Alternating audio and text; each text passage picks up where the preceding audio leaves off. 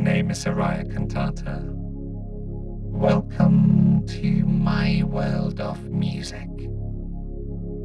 In this series, I'm looking at all things music, from very old stuff to contemporary phenomenons. In this episode, we're looking at major and minor keys, or as the Germans call them, Dur and Moll, which are strangely specific words that don't mean anything else in German other than to describe major and minor keys. Every child in Germany knows the story of how these words came to be used, but it's relatively unknown in the rest of the world. So, here we go.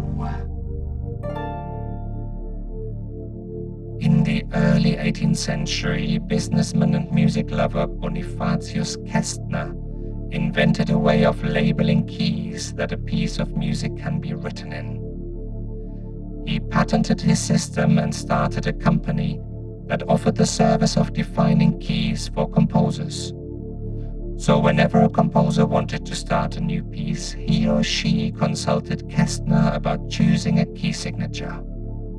The key signature system was based on the letters of the notes in the diatonic system plus Dur for major keys and Moll for minor keys, named after his two daughters, Aria and Molly, who were both keen musicians but as different as day and night.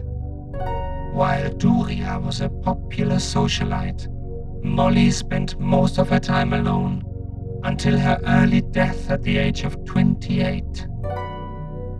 Kästner started his company Duro Moll, a shortened version of Dur oder Moll, meaning major or minor, in a small house on the outskirts of Mönchengladbach.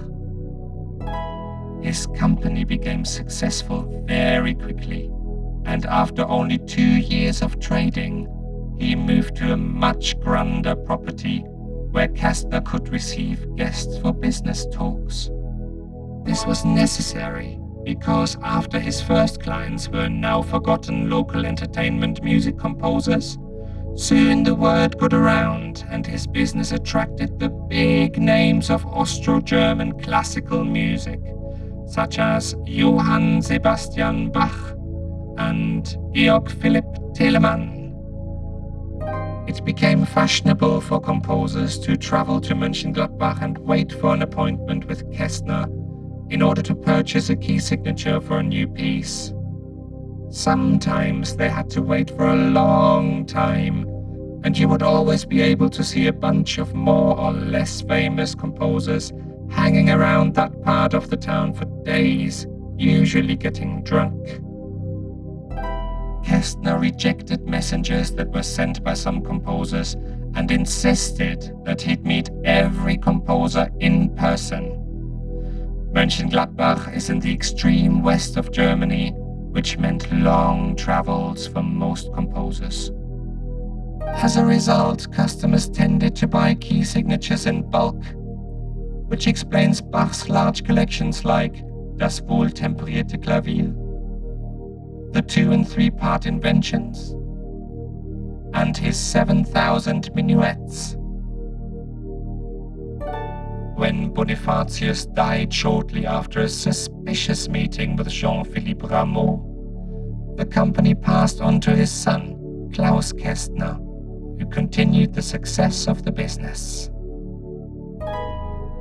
Over the years, every German, Austrian or Swiss composer bought their key signatures from Duro Moll. The fact that their travels to Mönchengladbach were less arduous resulted in the dominance of German-speaking composers during that time. While composers were growing in number, most of them were also getting poorer. As a result, the company invented the concept of money-saving schemes, such as bulk buying and key of the week, where a key that wasn't selling well was offered at a heavily reduced price. This clever business trick, which is still being used by supermarkets today, explains Schubert's impressive collection of 80,000 Ländler in G-sharp major, written during a period of financial drought. At the beginning of the 20th century, key signatures became unfashionable, and most composers dropped them completely. This meant that Moll, which was then headed by Sebastian Kästner, was losing business fast.